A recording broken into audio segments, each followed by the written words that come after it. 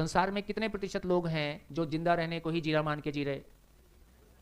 समझ में आ गया है ना? कोई फर्क नहीं पड़ता कि आप आईएएस हो गए, कि आप आईआईटी से निकले, कि आईएम से निकले, कि एम्स से निकले, कोई फर्क नहीं पड़ता। हम सभी लोग जिंदा रहने को जीना मान रहे। थोड़ा सा ज्यादा पैसा आ गया तो हम जी गए, है ना? सुविधाओं के आधार पर हम मान रहे कि हम जी रहे, है ना? जबकि फिनलैंड जैसा कंट्री जिसका HDI ह्यूमन डेवलपमेंट इंडेक्स 1 और 2 के आसपास है, उसका डिवोर्स रेट 55-60% है।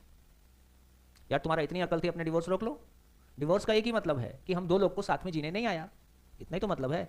दुनिया का कोई भी दो लोग जब मिलकर शादी करते हैं तो क्या सोच के शादी करते हैं? 1 साल के लिए कर रहे हैं? हम तो जीवन भर साथ रहना चाहते हैं लेकिन नहीं रह पाते हैं, ये एक अलग कहानी है। इसका मतलब है आदमी की समझ का पता हस्बैंड वाइफ रिलेशनशिप में ही चलता है। इस सबसे जिंदगी का देखी जाए तो सबसे बड़ा एसिड टेस्ट है। अब कोई कमिटमेंट करने तैयार नहीं है, कमिटमेंट करने तैयार नहीं है क्योंकि आपके पास कोई बड़ा कमिटमेंट ही नहीं है। कमिटमेंट का मतलब झेलना है, कौन कौन झेलने के लिए तैयार होगा?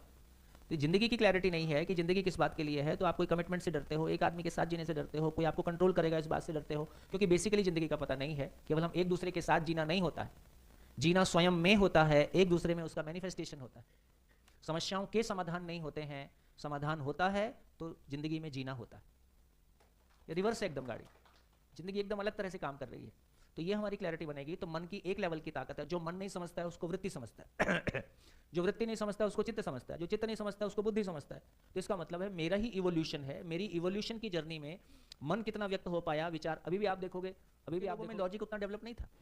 आज हमारे बच्चे उसकी तुलना में हमारा पोती, वो जितना अभी 3 साल की पोती अपनी भाषा को जितना आर्टिकुलेट कर पाती है उतना तो हम 5th क्लास में नहीं करते थे।